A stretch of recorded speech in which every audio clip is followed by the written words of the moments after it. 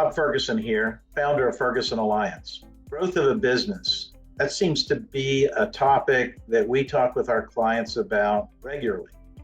It also happens to be a topic that we talk about inside of our firm, seems like daily. So why are businesses so focused on growing a business? And why are so many businesses not successful at doing that? And that's what I want to explore with you today. So we've done a lot of research over the last 14 years with the clients that we serve. And one of the first things we notice is our clients' perspective on growth. And many of our clients will boast about their historical growth. But when we actually take a deeper look at it and we adjust it for inflation, what we find out is that their growth is probably a lot lower on a compounded annual rate than what they thought. And in many cases, we discover that there has been no growth. It's been stagnant or maybe even declined.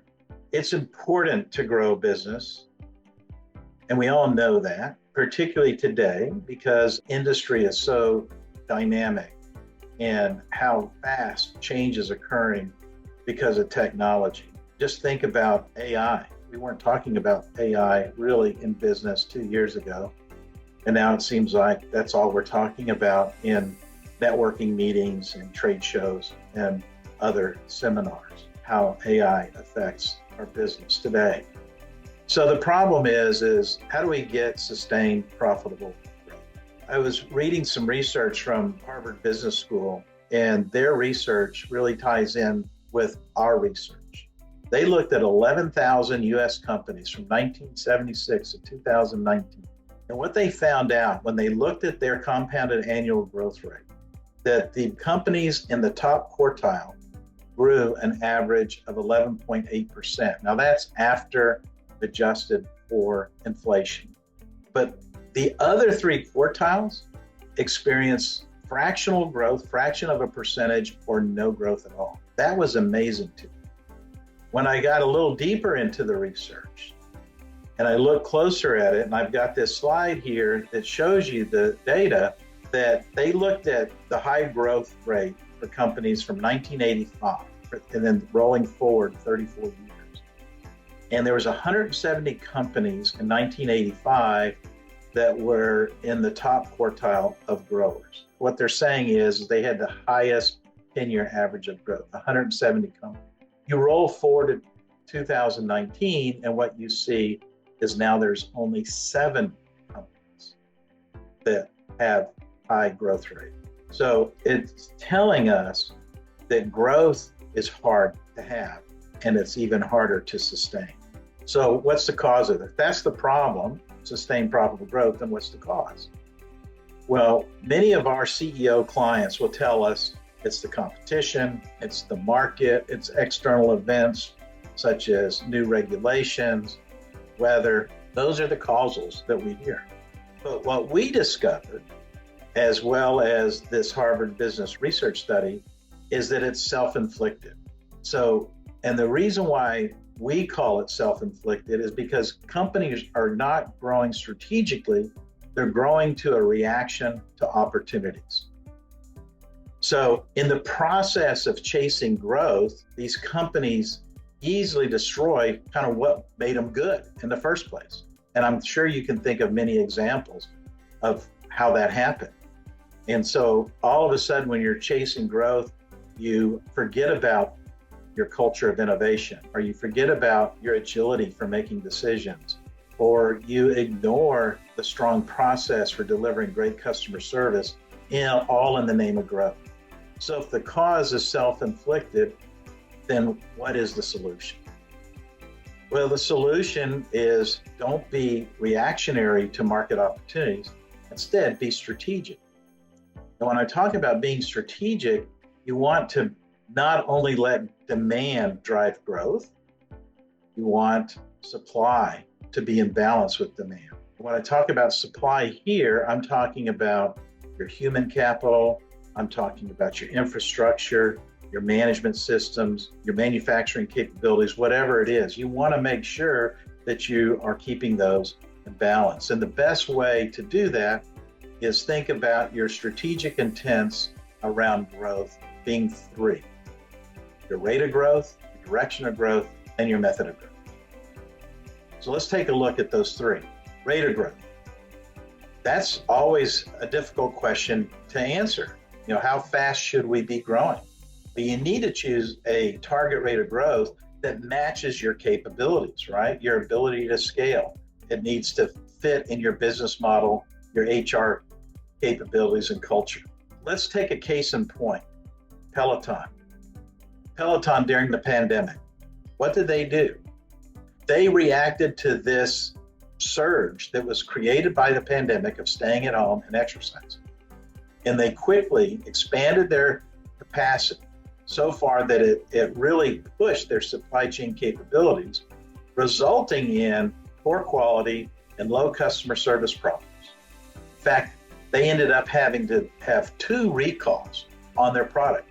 So they had a top-tier product, top-tier customer service, pre-pandemic. Pandemic came, they saw this opportunity to explode their growth based on the pandemic and the nuance in the market with stay-at-home exercise, and they went for it, and they ended up having product recalls. Now that the pandemic has ended, or at least the demand that was fueled by the pandemic has ended, the company has a bloated cost structure. So that is a typical reactionary way to growing. I think as leaders and as a CEO, I've been caught in that. I've done the same thing.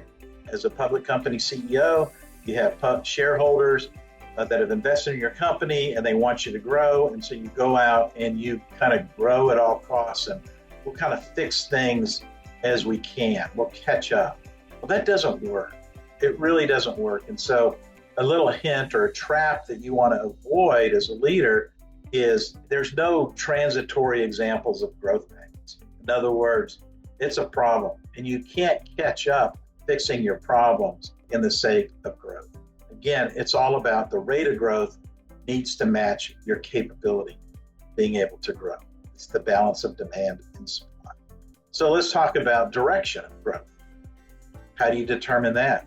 You want to grow in a direction that's going to give you the most significant competitive advantage. That seems to make sense. But the question is where is it and what is it? We like to use this, we call it our growth quad, of helping leaders of family businesses determine, are you going to be growing with new customers or with your current customers?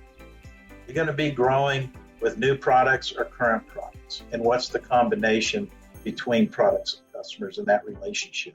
That helps you determine what is the direction of your growth that will match your rate of growth. Let's take another example. Southwestern Airlines.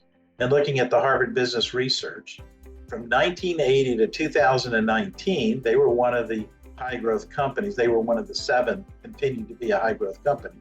They grew at a compounded annual growth rate of 15.3%.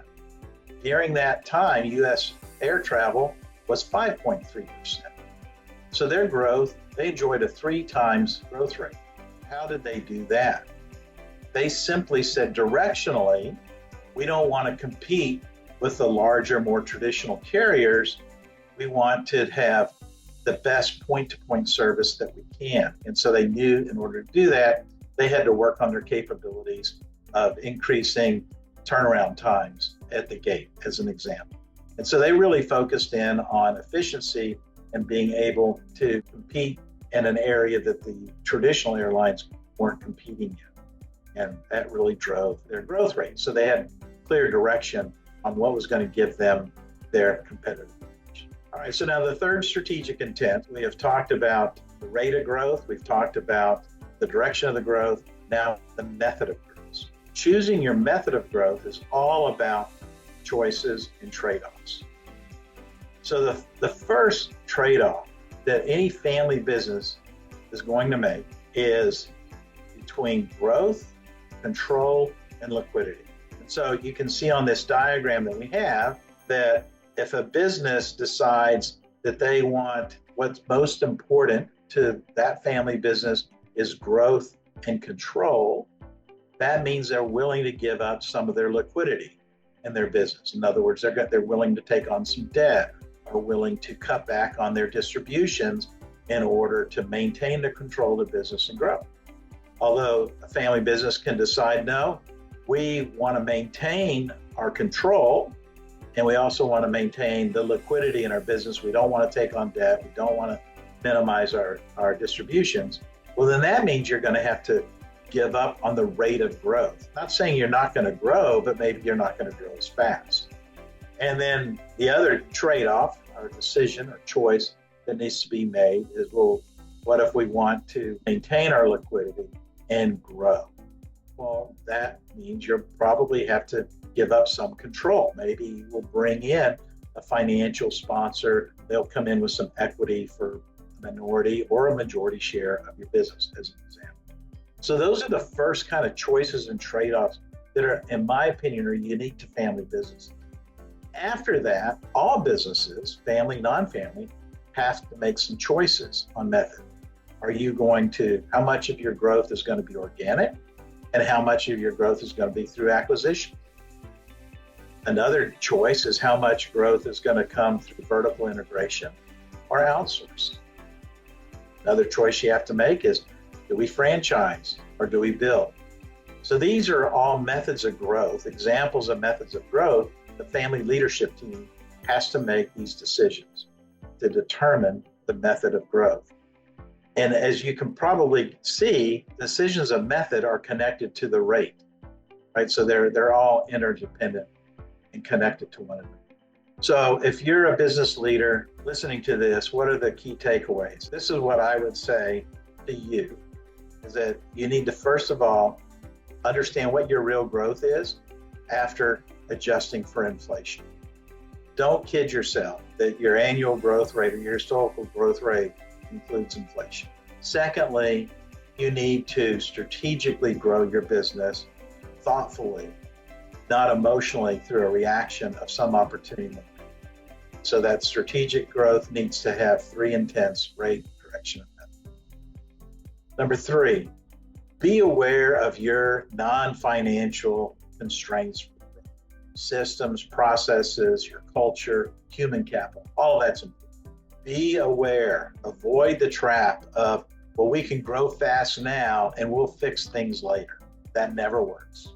What's unique about family businesses compared to non-family business is number 5, which is most family businesses would rather take measured growth over a sustained period of time than the big explosive growth that we typically see in non-family businesses, private equity sponsored or public companies.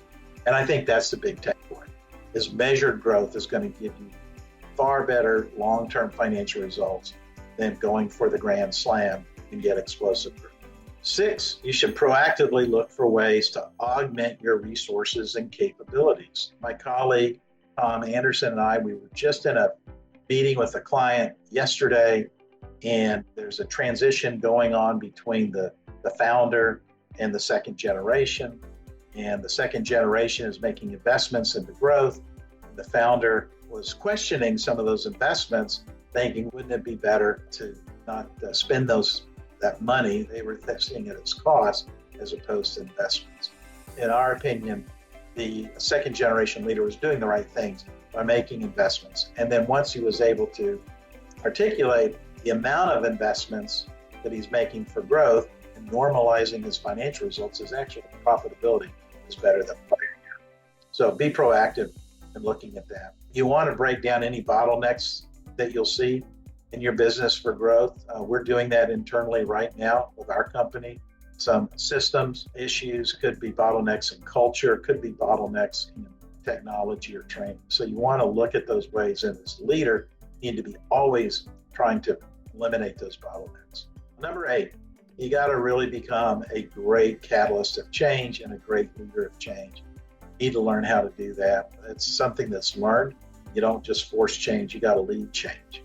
And then lastly, and I think this is probably the most important one, and my colleague Brandy Merritt talks about this all of the time, it's really, you have to have an extreme focus on your human capital development. There is no way, in fact, it's impossible to sustain growth without the right human capital. Well, thank you for listening. If you have some interest in learning more about how you can strategically grow your business versus just opportunistically grow your business, give us a call, drop us an email, or go to our website, and we have some fabulous resources to help you grow your business profitably. Thank you.